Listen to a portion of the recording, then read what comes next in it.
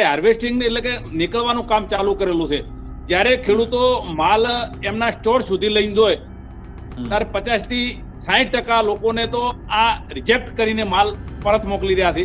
એટલે ખેડૂતોને ફક્ત આ કંપનીઓએ હેરાન કરવાનું ષડયંત્ર રચ્યું છે. એટલે આ જેવી પૂરો માલ લેવાની કન્ડિશનમાં આ લોકોએ લેખિતમાં રજૂઆત એટલે કે બાંયધરી આપેલી કે તમારો માલ પાકે એ તમામ લેવામાં આવશે. આવી કન્ડિશનથી પ્રોગ્રામ કરેલો છે.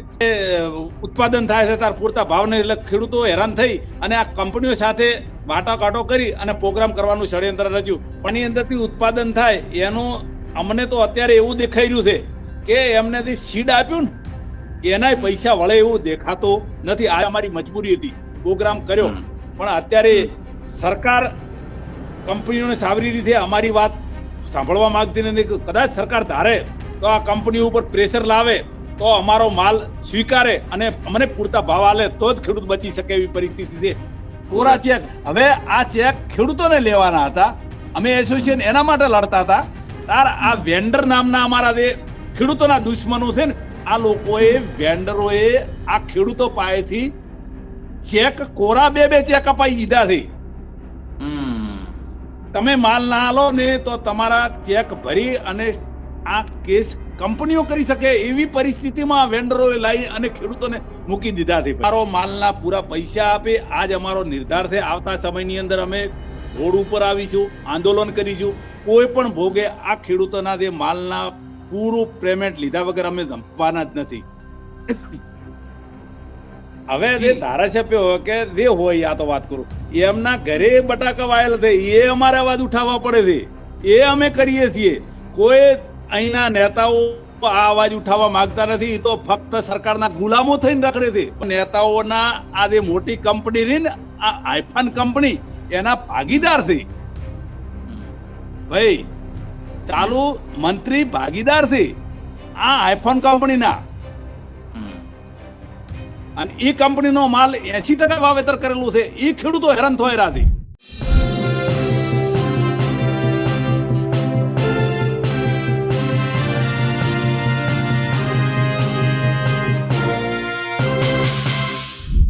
ભારતમાં 3 કાયદા લઈને આવવામાં આવ્યા હતા એટલા માટે કે ખેડૂતોની આવક 2022માં બમણી કરવાનો એક વ્યક્તિને ખ્યાલ આવ્યો અને એને આયોજન કરી દીધું.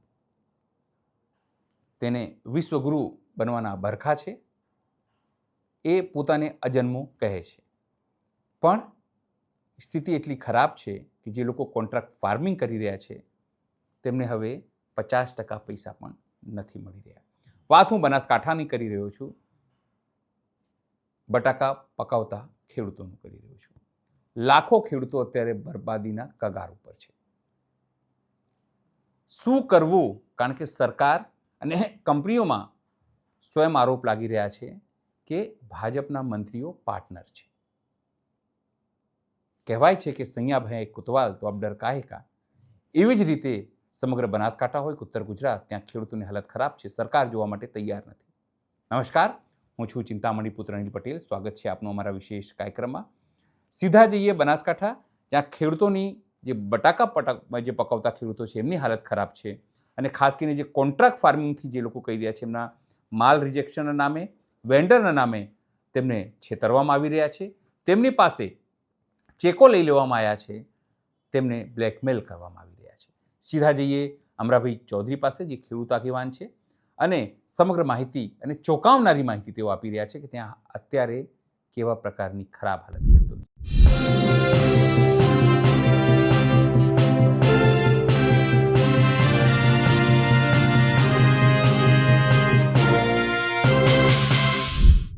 નમસ્કાર, આપણી સાથે જોડાયા છે બનાસકાંઠાથી અમરાભાઈ ચૌધરી. તેઓ પોતે ખેડૂત આગેવાન છે અને ત્યાં અલગ અલગ મુદ્દાઓને લઈને તેઓ અવાજ ઉઠાવતા હોય છે. આ વખતે ત્યાં જે બટાકા પકવતી જે કંપનીઓ છે તે લોકો કંઈ વધુ પડતું જે બટાકા ત્યાં થયા છે અથવા તો જે કંપનીઓએ કોન્ટ્રાક્ટ આપ્યું છે એ કંપનીઓ હવે તમામ બટાકા લેવાની ના પાડી રહી છે અથવા તો રિજેક્ટ કરી રહી છે. એના કારણે હજારો ખેડૂતોના માથે જે છે તે આબ ફાટી ગયો છે. સીધી રીતે આપણે અમરાભાઈ સાથે વાત કરીશું. અમરાભાઈ, આખી શું વાત છે અત્યારે આખા બનાસકાંઠા અને ઉત્તર ગુજરાતમાં કંપનીઓ શું કરી રહી છે અને આખી ઘટના શું છે? હવે ઉત્તર ગુજરાતની અંદર કોન્ટ્રાક્ટ ફાર્મિંગ થી ખૂબ મોટો પ્રોગ્રામ થાય છે બટાકાનો. એના અનુસંધાને અમે વાવથરાદના ખેડૂતોએ અને બનાસકાંઠાના ખેડૂતોએ પણ પ્રોગ્રામ કરેલો છે.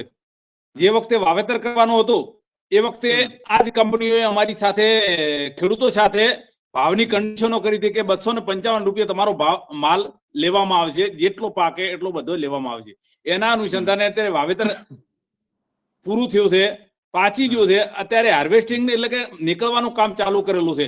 જ્યારે ખેડૂતો માલ એમના સ્ટોર સુધી લઈને જાય ત્યારે 50 થી 60% લોકોને તો આ રિજેક્ટ કરીને માલ પરત મોકલી રહ્યા છે. એટલે ખેડૂતોને ફક્ત આ કંપનીઓએ હેરાન કરવાનું ષડયંત્ર રચ્યું છે. ના, પણ મારે સમજવું છે કે આ કોન્ટ્રાક્ટ ફાર્મિંગ કઈ કઈ શહેરોમાં લોકોને નથી ખબર. હું તમને કહી દઉં કે આ કોન્ટ્રાક્ટ ફાર્મિંગ કઈ રીતે ત્યાં કરો છો તમે લોકો, અને કઈ રીતે કંપનીઓ તમને કહે છે કે અમે તમારું માલ લઈશું, અને અત્યારે રિજેક્ટ કરવાનું કારણ શું કહે છે એ લોકો? હવે કોન્ટ્રાક્ટ ફાર્મિંગ થી અત્યારે એમને ચીફ બનાવવા માટે ને વિદેશમાં એક્સપોર્ટ કરવા માટે, સારા માલ માટે, ક્વોલિટી માટે અમારા વિસ્તારમાં સારું ઉત્પાદન થાય છે બટાકાનું. એના અનુસંધાને તમામ કંપનીઓ, આઈફોન હોય કે ઘણી બધી, બાલાજી હોય કે બધી કંપનીઓના પ્રોગ્રામ અહીંયા થઈ રહ્યા છે. અને 2-4 વર્ષથી આ સતત અમે પ્રોગ્રામ કરતા રહેલા છે. અને અમારી એસોસિએશન પણ છે. એસોસિએશન સાથે વાટાઘાટો કરીને આ પ્રોગ્રામ આપતી હતી. ગઈ સાલે અમારાથી દગો કરી અને એસોસિએશન સાથે આ કંપનીઓ બેઠી નહીં અને સીધો વેન્ડરોને હાથ ઉપર લઈ અને પ્રોગ્રામ કરી નાખ્યો.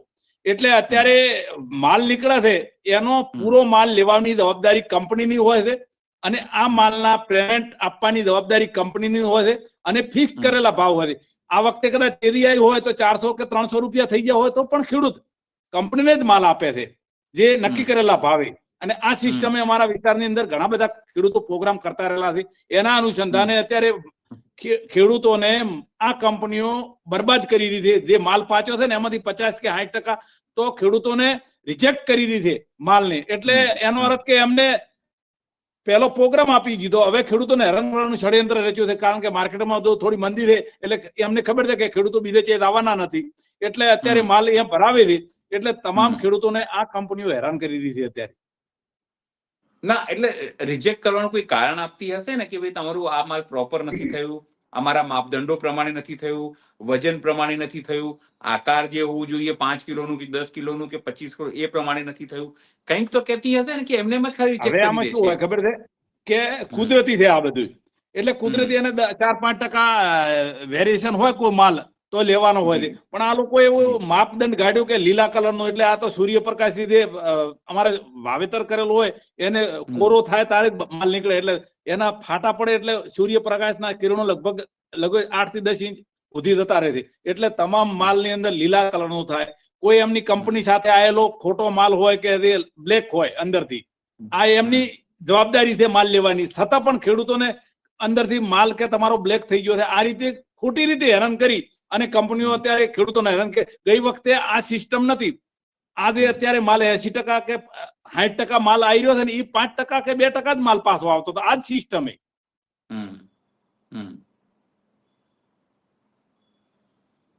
તો અમરાભાઈ, મારે ખાલી એ સમજવું છે કે જ્યારે કંપનીઓ કોન્ટ્રાક્ટ ફાર્મિંગ કર્યું હશે કે ભાઈ હમણાં તમે આટલું વસ્તુ આટલી બીજ તમને આપીશું, એટલે બીજ પણ કંપનીઓ આપતી હશે, ભાવ પણ એ લોકો નક્કી કરતા હશે અને લેવાનું પણ એ લોકોને જ છે, સમજો. તો જો બી આપતી, તમે કીધું કે જે બટાકા કાળા થઈ જાય છે કે ગ્રીન થઈ જાય છે કે લીલા થઈ જાય છે, તો પછી એ તો એને લેવું જોઈએ ને. પછી કંપનીએ તમામ વસ્તુ આપેલી છે, તમે તો ખાલી જોબ વર્ક કર્યું છે. એક પ્રકારે વાત કરીએ તો તમે તો ખાલી મહેનતાણું એના ઉપર આપ્યું છે. તો કંપનીઓ કેમ આવું કરી રહી છે ત્યાં? હવે એ વખતે તાર પ્રોગ્રામ આપે ને ત્યારે અહીંના અમારા ખેડૂત એસોસિએશનના વિરોધમાં એક વેન્ડરો નામના એટલે કે એજન્ટો ઉભા છે અમારા વિસ્તારની અંદર. કંપનીઓના મળતિયાઓ, એ મળતિયાઓએ ખેડૂતો પાસે એવા કરારો કરાવરાયા કંપની પાસે કે ભાઈ તમને આ ભાવ આપશે. એ બરોબર છે, પણ જે કરારો થયા છે એનામાંથી પણ ખેડૂતોને હેરાન કરી રહ્યા છે. કારણ કે અમારું એસોસિએશન એક ખૂબ મોટું એસોસિએશન હતું. પણ આ વેન્ડર નામના એક અમારા તત્વો આ વિસ્તારની અંદર કંપનીઓથી ડાયરેક્ટ સીધો કોન્ટેક્ટ કરી ખેડૂતોને લડવા માટે તૈયાર થયા. એ લોકોએ કંપની સાથે બેસી અને અમારું એસોસિએશન તોડી અને આ સીધો માલ ખેડૂતોને અપવરાયો છે. અત્યારે હવે આ કંપનીઓની આ વેન્ડરોને નહીં ગોઠતી, એના અનુસંધાને પાછો વળી અમારી ખેડૂત એસોસિએશનને આ અવાજ ઉઠાવવો પડ્યો છે. એટલે આ જેવી પૂરો માલ લેવાની કન્ડિશનમાં આ લોકોએ લેખિતમાં રજૂઆત એટલે કે બાંયધરી આપેલી કે તમારો માલ પાકે એ તમામ લેવામાં આવશે.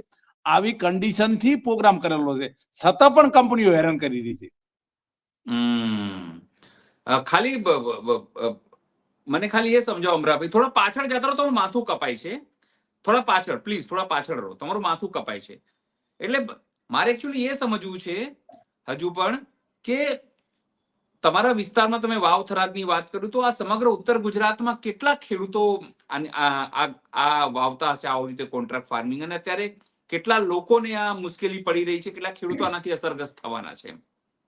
અમારા વિસ્તારમાં લગભગ 40 થી 50% ખેડૂતો સીધું બટાકાનું વાવેતર, અમારા વિસ્તારમાં તો લગભગ 80% વાવેતર બટાકાનું છે. આખા વિસ્તારની અંદર વાત કરું તો પાછી વાવ થરાદની અંદર 80% અમારા 80% વાવેતર બટાકાનું છે.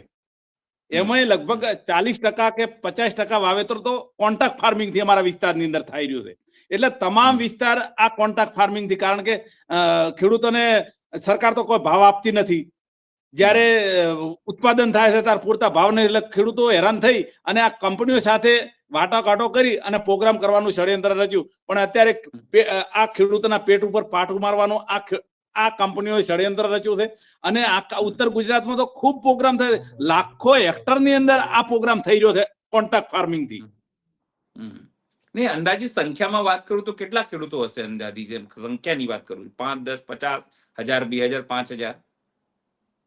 હવે આ તો લાખોની સંખ્યાની અંદર ખેડૂતો છે. તમામ વિસ્તાર જ આ કોન્ટ્રાક્ટ ફાર્મિંગ થી પ્રોગ્રામ કરવા માંડ્યો છે. લગભગ લાખોની સંખ્યાની અંદર ખેડૂતો છે આની સાથે સંકળાયેલા. ઉત્તર ગુજરાતની વાત કરું છું હું.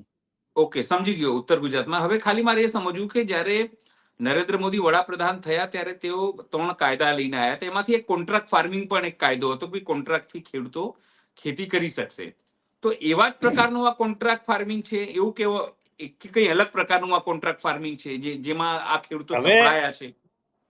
સાચી વાત છે. જે 3 કાયદાની વાત કરી તમે, કાળા કાયદાઓની, એના માટે અમે લડત જ લડ્યા હતા કે ભાઈ આવા કાયદાની અમારે જરૂર નથી.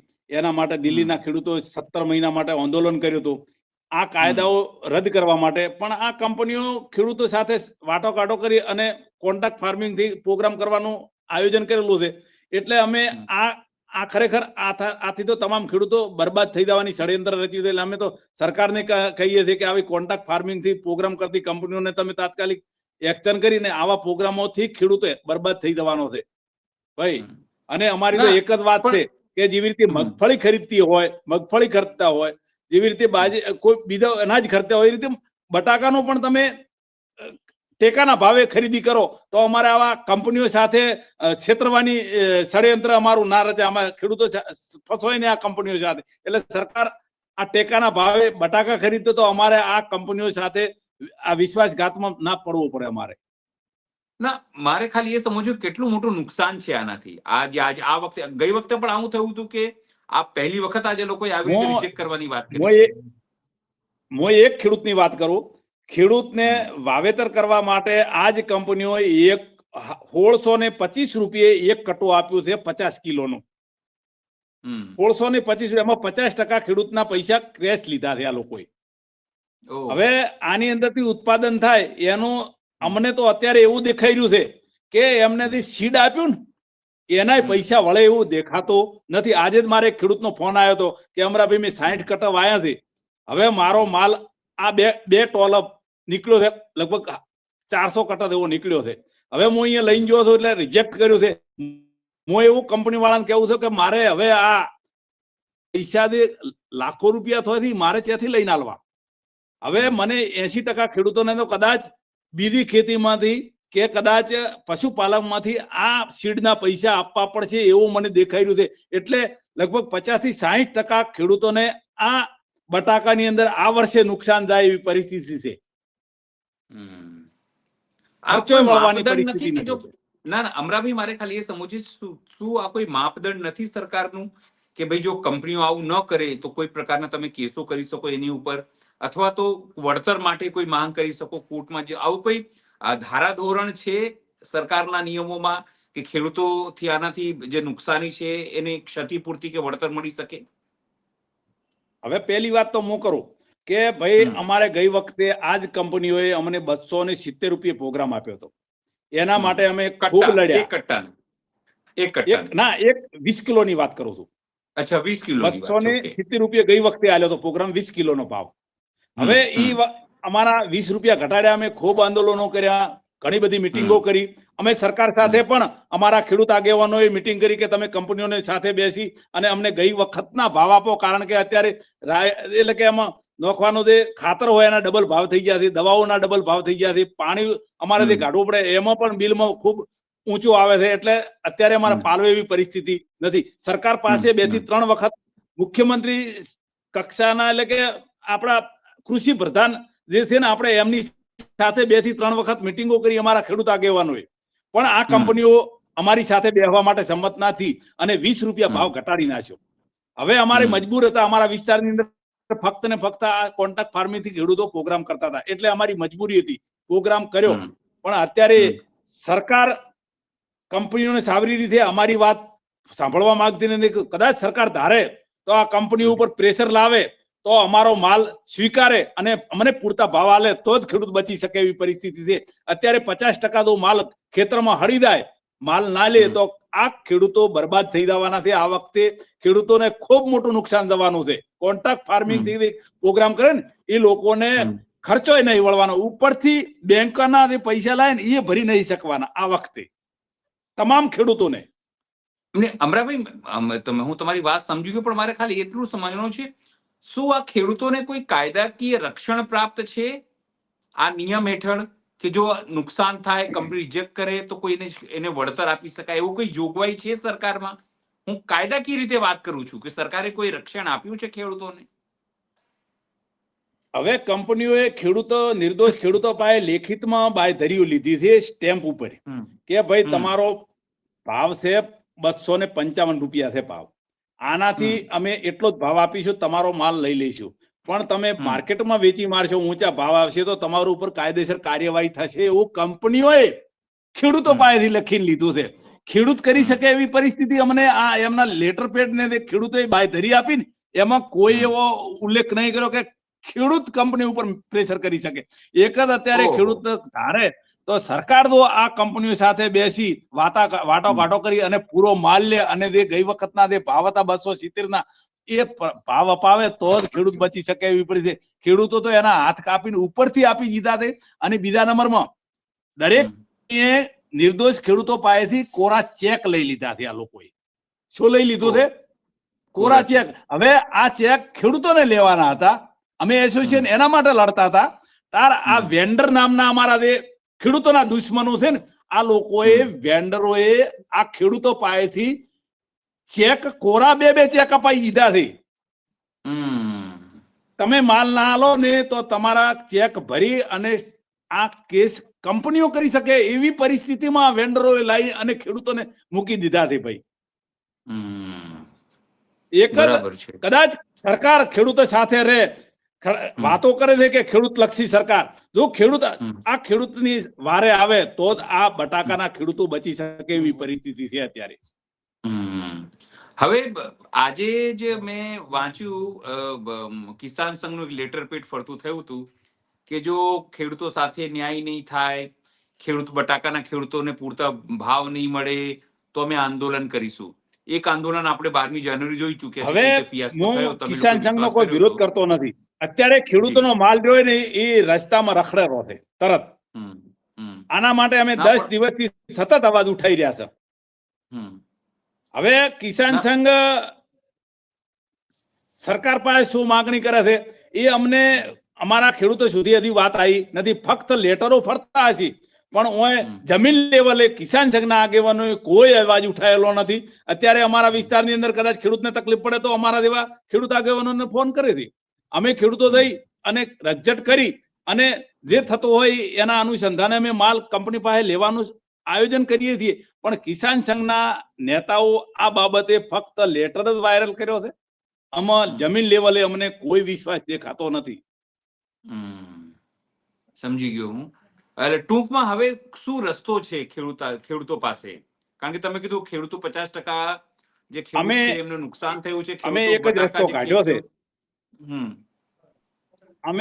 અમે એક જ રસ્તો કાઢ્યો છે કે કંપની માલ લે ન કે કંપનીના એજન્ટો બનીને જે વેન્ડરો આવેલા છે ને અમારા વિસ્તારની અંદર ખેડૂતોને ખતમ કરવા વાળા, એ માલ લે, અમારો માલના પૂરા પૈસા આપે. આજ અમારો નિર્ધાર છે. આવતા સમયની અંદર અમે રોડ ઉપર આવીશું, આંદોલન કરીશું. કોઈ પણ ભોગે આ ખેડૂતોના જે માલના પૂરું પેમેન્ટ લીધા વગર અમે ધમવાના જ નથી.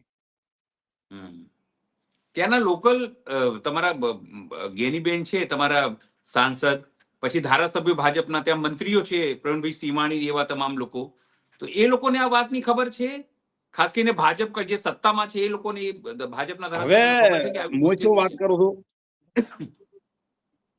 હવે જે ધારાસભ્ય હોય કે જે હોય, આ તો વાત કરું, એમના ઘરે બટાકા વાયેલા છે, એ અમારે અવાજ ઉઠાવવા પડે છે, એ અમે કરીએ છીએ.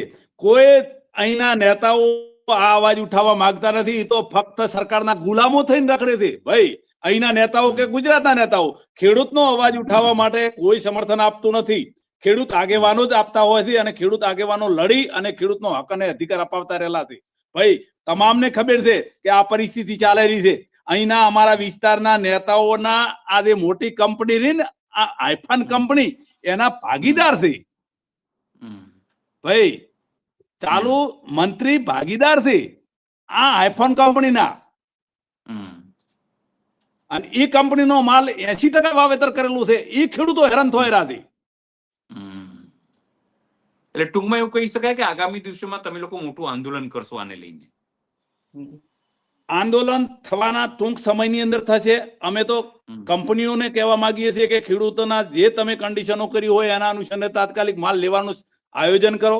ખેડૂતોનો માલ રસ્તામાં રખડતો નથી કરો. અને અત્યારે મજબૂર થઈને ખેડૂતને જે 250 રૂપિયાનો મણનો ભાવ હોય એ 20 કે 25 રૂપિયા મણ ખેડૂતને વેચવા માટે મજબૂર બનાવી રહ્યા છે આ કંપનીઓ વાળા. એટલે અમે ખેડૂતોને હાથ જોડીને કહીએ છીએ કે ખેડૂતોના પેટ ઉપર પાટું મારવાનું બંધ કરો અને ખેડૂતોનો માલ લો.